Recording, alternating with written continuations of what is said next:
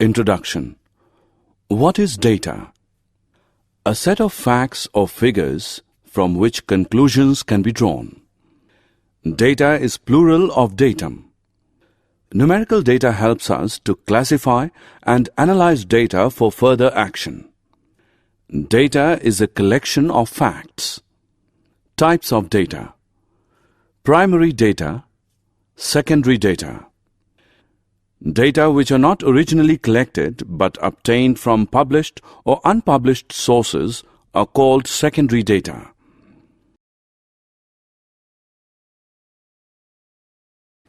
Objectives. At the end of this lesson, you'll be able to identify data and its types, identify class intervals and its types, solve histogram, solve circle graph, solve probability. Pictograph. Representing numerical data by using pictures or symbols is called a pictograph. Pictographs are easy to read, express large number of data, but cannot express exact values. This is the pictorial representation of games selected by people in a colony. Bar graph. A bar graph is another form of graphical representation of data, showing quantity of data according to the length of the bars. These bars can be either horizontal or vertical. This bar graph represents ages of different animals. From this bar graph, we can get the age of animals.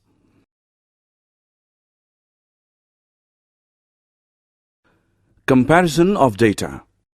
We can represent two sets of data in a bar graph. This bar graph shows average monthly expenditure in 2006 and also in 2007. This type of graph is called double bar graph. We can compare two sets of data using this double bar graph. Frequency distribution. Types of data. Raw data. Raw data is a collection of initial observations not yet organized. It is the information we get when we do survey. It can be classified into two types: discrete data, continuous data. Discrete data. Such data can be very precisely measured in whole numbers. The number of children in a family and size of shoes are some examples of discrete data. Continuous data. Such data can have any value between two whole numbers, that is, it can be measured with absolute accuracy. There will always be some error. Weight of students in a class and temperature in a city are some examples of continuous data. Frequency distribution table. Look at the following data. It tells you the performance grade of the students in a month: 6, 5, 6, 9, 7, 4, 2, 4, 7, 8, 3, 4, 9, 8, 2, 3, 5, 9, 7, 8, 9, 7, 5, 6, 7, 7, 4, 4, 7, 8, 3, 4. From this data, we know only the performance grade of the students in a month. Let us form a table as follows. This table shows clear picture of the given data. From this table, we come to know the number of students in each grade. This table is known as frequency distribution table. The number of times a particular observation occurs in a given data is called its frequency. A frequency distribution shows how frequently a particular item occurs in a group. Frequency distribution table using class intervals. Example.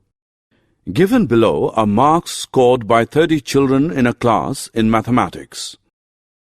The following points should be kept in mind before grouping data into class intervals. 1.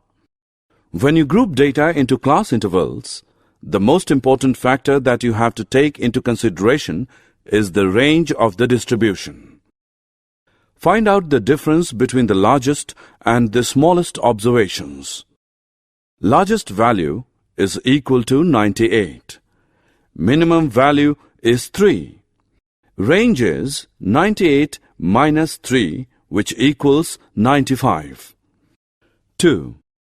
The number of class intervals should not be too many. At the same time, they should not be too few in number. There could be from 5 to about 20 class intervals. 3. Based on the above two factors, you will have to choose the width of the class intervals. You should choose this width with great care.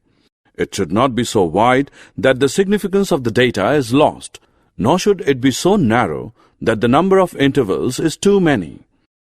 Only you can decide the optimum size of the interval. Let us take the width as 20. 1. The number on the left of class intervals is called the lower class limit, and the one on the right is the upper class limit. 2. The difference between the two limits gives you the width of the interval or the class size. The mid-value of each class interval is called its class mark. It is obtained by adding the lower and upper class limits and dividing the sum by 2. For example, consider the interval. Lower limit of the interval is equal to 20. Upper limit of the interval is 40. Width of the interval is equal to 40 minus 20, which equals 20. Class mark is equal to 20 plus 40 upon 2, which is equal to 60 upon 2, which equals 30. By looking into the table, we can get some information. 1. Number of students who scored less than 50 marks. 2. Number of students who passed. 3. Number of students who scored above 80. 4. We can identify the performance of the class. The method of classifying data into class intervals is called grouping of data. Two different types of class intervals. There are two different types of class intervals. 1. Overlapping class intervals. 2. Non-overlapping class intervals. Non-overlapping intervals like 0 to 19, 20 to 39, 40 to 59, etc. are so called since the upper limit of the previous class and the lower limit of the next one are different. This kind of class interval is only useful for discrete data. In overlapping class intervals, the upper limit of the previous class is the same as the lower limit of the next one. For example, 0 to 20, 40 to 60, etc. Histogram. A histogram is graphic representation of the frequency distribution of a continuous variable. Rectangles are drawn in such a way that their bases lie on a linear scale representing different intervals, and their heights are proportional to the frequency of the values within each of the intervals.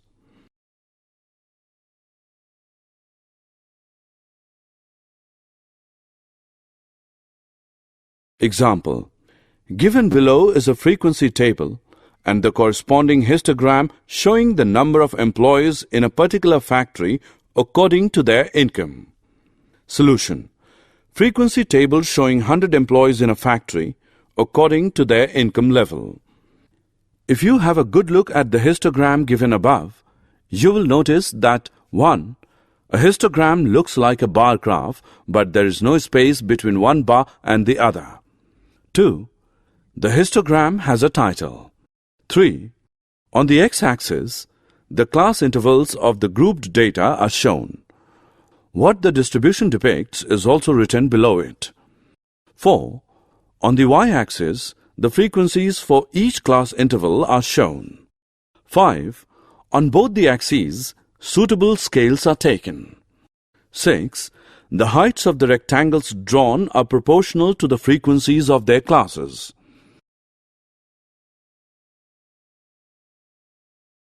Circle graph.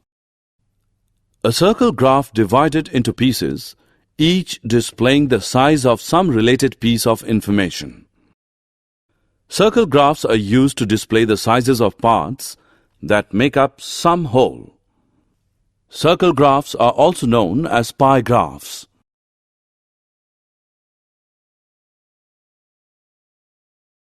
Example 1. The favorite colors of students in a school is given in the following table. Before representing it in a circle graph, we have to do the following steps. 1. Find the whole parts. 2. Count the number of groups. 3. Find what fraction of each group has as a whole. 4. Find the central angle and draw the graph according to it. Solution. Total number of students is equal to 200. Number of groups is equal to 5. Fraction of students who like red color is equal to 37 upon 200. Central angle is equal to 37 upon 200, that is 360 degrees, which is equal to 66.60. Fraction of students who like green color is equal to 26 upon 200. Central angle is equal to 26 upon 200, which is 360 degrees, which equals 46.80. Fraction of students who like blue color is equal to 30 upon 200. Central angle is equal to 30 upon 200. 360 degrees is equal to 540. Fraction of students who like yellow color. Fraction of students who like yellow color is equal to 39 upon 200. Now central angle is equal to 39 upon 200.